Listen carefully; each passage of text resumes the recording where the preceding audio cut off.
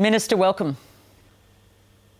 Thanks, Patricia. Great to be with you. We're going to get to industrial relations reform in a moment, but I want to start on your portfolio. China has applied a new round of tariffs to Australian wine, saying tariffs of either 6.3 or 6.4% would apply to Australian wine due to claims that winemakers are being subsidised. What's your response? Well, we reject those claims out of hand, and the evidence just is not there to sustain it. And the idea that Australian winemakers dump their product in China, as was originally claimed by China, or that they are subsidised by government to some extent to export to China is just false. The evidence is very clear in the Australian wine industry's favour, and we will continue to defend the wine industry by using the domestic processes available in China and ultimately considering the appeal rights of the independent umpire through the World Trade Organisation. This is obviously another step in what has been a disappointing, a frustrating and a deeply concerning pattern of decisions by China over quite some period of time. We have called out those behaviours and that pattern of behaviour. We've done so publicly, we've done so directly with China. We are continuing to do so through the WTO, and we will keep standing up for Australian industry. Will it make it worse for Australian winemakers, or was it so bad it can't get any worse? Look, a 6% tariff on top of a 200% tariff is obviously marginal compared to the initial harm that was done. But on the whole, it just shows that China's making of these decisions is not being based properly on the evidence. Any idea that our wine is dumped in the Chinese market doesn't stand up to scrutiny. Australian wine is the second highest price point in the Chinese market, and for Australia, it's basically our highest priced market. And so our producers are sending their premium product at premium prices into that market, and they're doing so free of any government subsidy. Winemakers are more likely to complain about how much tax they pay than how much subsidy they get. And so we will defend all of these arguments and these cases back to China and through all the systems available. But of course, we appreciate there's a bigger picture and issue here. That's why we will also, whilst trying to bring China to the table for dialogue, help our industries in terms of their access to all the other markets we've struck trade agreements with, be that Japan or Korea, Canada or Mexico, Vietnam or Indonesia, the growth opportunities in India, or the new trade agreements we're pursuing in the UK and EU. These are all about trying to help people grow in other markets too. Look, I've talked to people not only in the wine industry, just across the board in different industries who are facing these kinds of ramifications. And they say this push to diversify might sound good on paper, but you just don't get the value that you get from China anywhere else. How do you answer the value question? Look, China is obviously a very large market. It is not only Australia's number one trading partner, but it's the number one trading partner for the vast majority of the countries in our region. That is a function of course, our geographical proximity and the scale of the Chinese market, the scale of population, the growth of a middle class, and with that, the propensity towards premium products. So yes, there are clearly impacts there. It's not easy to simply pivot away. And our businesses have made commercial decisions over recent years in terms of where they sell their products. We recognise that some are now under stress and pressure as a result of the decisions China has taken. That's why we want to work with them through our trade offices and other avenues to help them grow into other markets. But we don't pretend it's ever easy to grow a new export market. And of course, the need to diversify for some means choosing access points into many different markets, not just one if they had a more singular focus on China before. What's your response to the Chinese embassy saying your concerns around Beijing's adherence to the free trade deal are totally unfounded? Well, I'm afraid that the evidence just doesn't stack up in terms of China just trying to deny that there's nothing to see here. Our wine industry knows there's something to see here.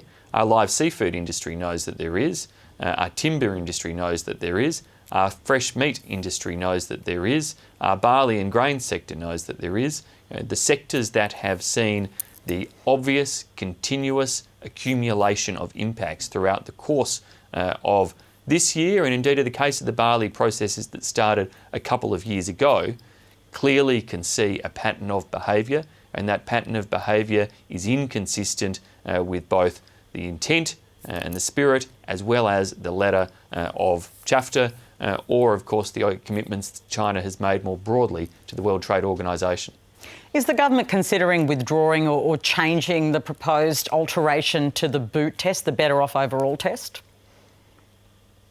No, Patricia. The government has presented this week industrial relations reforms that have been the subject of around 120 hours or so of consultation by government, sitting down with unions and businesses, hearing all of their arguments, working through the different potential changes to make our IR system more adaptive to help with jobs growth out of the COVID-19 recession. And so we are focused very much on delivering the reforms. They'll go through a Senate committee process. We'll listen and engage through that process.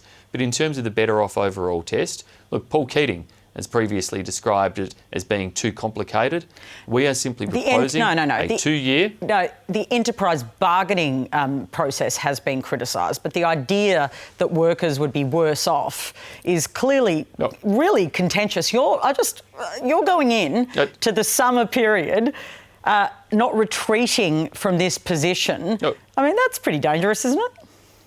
Well, Patricia, you know what still has to be met for a change in enterprise agreement under this test, don't you?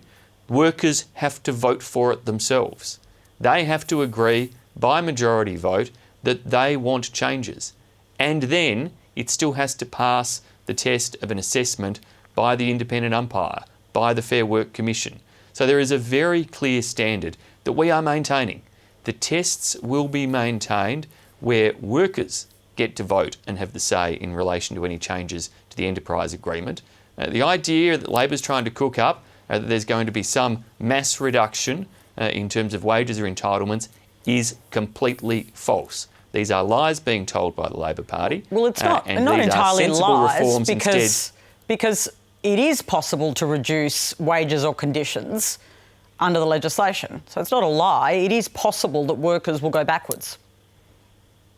And the test there, that workers in a workplace have to vote for a new enterprise agreement. Can't be forced upon them, can't be done without their consent, needs their consent to be able to move forward, and then still has to have the ruler run over it by the independent umpire, and that ruler involves an assessment still that there is a better off overall test. Nobody's getting rid of the test. It's staying put with that dual criteria of workers having to vote for it and the independent umpire ensuring that under that enterprise agreement, workers will be better off overall. So, Minister, do you believe that a better definition of a pandemic-affected business would maybe ease some of the concerns expressed by the Labor and union movement?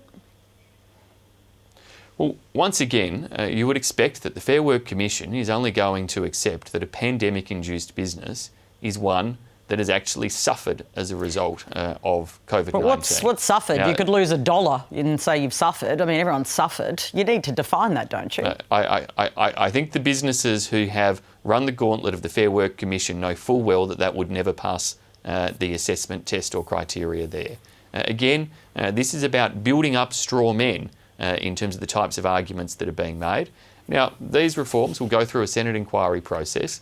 These are actually very modest reforms. They're being criticised by Labor trying to mount a scare campaign, but by others saying that government hasn't gone far enough. And what we have sought to do is walk a middle path in relation to these reforms to create a system where enterprise agreements can be struck in a faster way and not held up by lengthy deliberations or debates in the Fair Work Commission about completely fanciful or hypothetical matters. And there's no point considering the impacts of a change in the use of a chill freezer in a business that doesn't even have a chill freezer. They're the types of ridiculous arguments that can apply at present. What we want to put in place is a system that actually has the support of workers, which is why their vote is important, a clear test they're still better off overall, and when the Fair Work Commission looks at it, it is looking precisely at what is happening in that workplace, not some other hypothetical rubbish completely irrelevant to the workplace. Just let's speed through a couple of issues. Why hasn't the Prime Minister been offered a speaking slot at the Climate Ambition Summit? Well, that's a matter for organisers in that regard. We will happily go out anywhere, anytime, to talk about Australia's overachievement in relation to our emissions reduction activities. So we can stand proudly on the world stage, having achieved more than 400 million tonnes of emissions abatement in excess of the commitments that we had made to the rest of the world. Many other countries have failed and have had to go and purchase credits from other nations to be able to claim to meet their targets.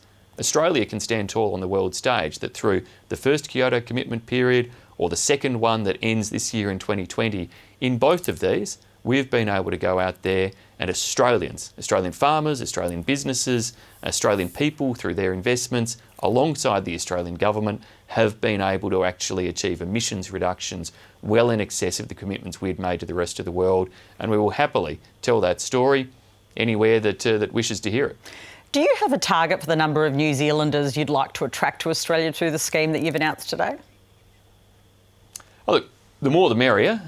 We hope to see some thousands of potential New Zealand backpackers decide to come and travel around Australia. The great thing about backpackers is that they come here and they usually spend every dollar they earn. They spend the savings they brought with them. They sometimes ask mum or dad to send them more money to spend, so they're very good economic stimulus. But they also do jobs, particularly in regional areas, agricultural or seasonal work that is very valuable in terms of filling labour gaps. We would ordinarily, at this time of year, have about 130,000 backpackers in Australia. Because of COVID, that's down to about 50,000 who was here at the start of the year and have stayed. If we can get a few Kiwis come across, well, that will be a good start for our tourism industry to start to see some internationals return again. National Cabinet's meeting tomorrow, as you know, the last meeting of the year. It's been such a big part of all of our lives, I feel. Now, all state premiers and ministers will be in attendance except for WA Premier Mark McGowan, who says he won't attend in person because he wants to avoid mixing with his South Australian counterpart, Stephen Marshall. Is that reasonable? I think most people will think it's a little bit ridiculous. There are 0 active cases of COVID in South Australia at present. I think it's 12 days in a row now that's been the case, or that there have been 0 new cases. It is, of course, up to Premier McGowan whether he chooses to come or not.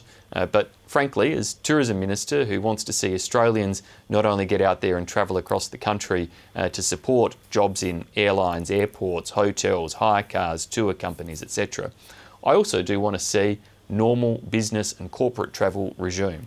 And I think that Premier McGowan should be setting a more positive example to businesses by demonstrating that Australia is in such an incredibly good place relative to the rest of the world in managing COVID-19 that we can get back to business, get back to travelling where it's appropriate to do so, and sit down like mature adults recognising the incredible success of every single state and territory now in suppressing COVID-19. Minister, thank you so much for your time. Thanks, Patricia. My pleasure.